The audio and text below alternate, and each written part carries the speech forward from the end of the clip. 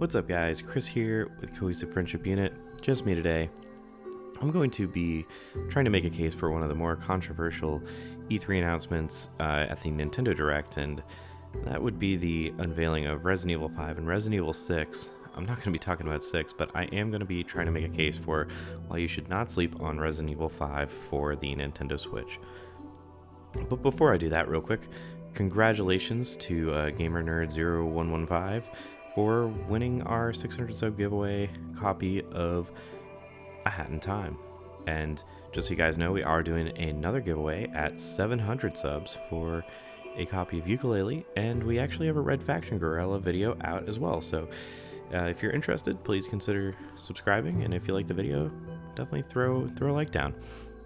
So yeah, Nintendo had this really long, drawn-out Resident Evil announcement at the E3 2019 Direct, and I think people were maybe expecting a little bit more, only because the really good Resident Evil games, that's the remake 4 and I guess 0, lesser good but still good, those were just kind of like thrown out there one day. Like, they didn't have a big reveal at a Direct. So for Nintendo's E3 2019 Direct, they spend like minutes building up this, like, you know, the two most controversial games in the franchise. And even though I think Resident Evil 6 is like the best selling in the franchise, it's definitely the most controversial. And Resident Evil 5 is still controversial, but I'm going to try to make a case for it on the Switch. So when I think of the Switch, I think its two biggest strengths are co-op, specifically couch co-op, and kind of quick action. Like when your Switch is undocked and you're on the go, and you're on your train or your bus or lunch break or whatever, you just need to get a few levels done quick. That's, I think, a strength of the Switch, or where games thrive on the Switch. And I'm going to start with the co-op. This entire campaign is co-op, and I actually played this entire campaign multiple times with Jake on Cohesive Friendship Unit many moons ago when it first came out on the Xbox 360, and it's really fun to play with a friend. Like, the story is not something you're going to be terribly invested in, but it's fun to just kind of, you know, be on the couch or online with someone and just kind of playing through the game and just kind of making fun of it, and just having a good time, because it is fun and really solid to play with a friend, and it's definitely designed to be played with a friend. If you don't play it with a friend, it still keeps the second character and they're AI controlled, so it's really designed from the ground up to be working with two people, and I think it's actually really solid when you consider the game in the perspective of playing it with a friend. And the quick action bit, once you complete the game, you unlock a Mercenaries mode, and this can also be played in co-op. And Mercenaries is it's very quick. It's, you know, maybe 5-10 minutes around, and you're just it's like this arcade version of the combat, and the combat is really where Resident Evil 4 and 5 shines, like that loop of ammo conservation, melee attacks, weaving through enemies, bobbing and weaving, shooting while you're not able to move adds to the tension, and all this comes together in a really nice tense way with Mercenaries, where you're trying to get kill combos while collecting time bonuses, and this can all be done with a friend, and would be super fun to do portably. It's definitely an addictive mode that you can sink a lot of time into when you're kind of done with the co-op.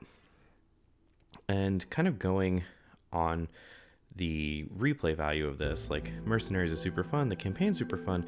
There's actually a really solid end game that you can do where you can just kind of grind through your favorite levels and try to collect some more loot, and that's also really fun with friends. Like, you basically become like machines at optimizing runs through levels to get the best loot, and at the end of it, you're kind of super powered, which is also very fun. Like, when you can have a bow that, you know, instantly kills basically any enemy.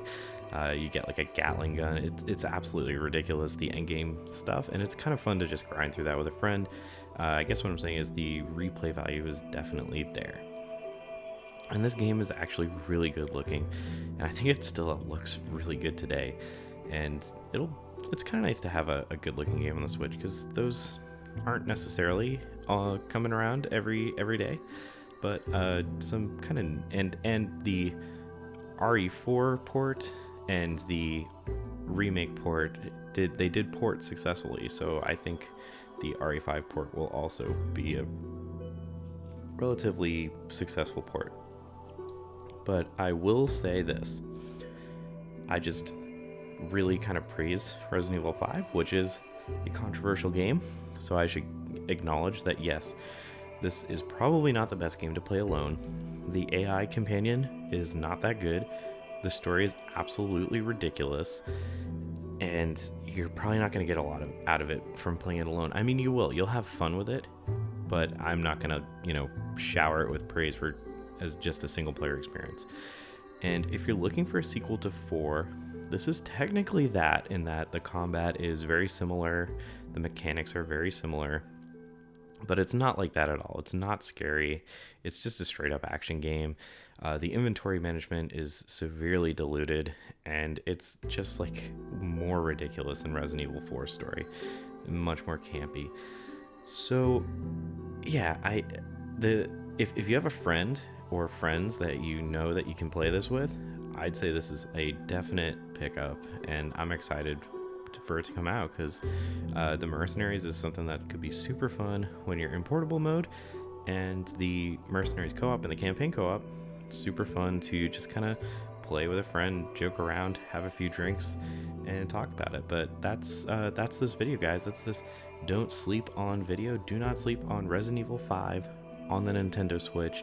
That is me making my case for this game in 2019, after all of the internet has pretty much agreed it is not what they expected it to be. But let me know what you guys think down below.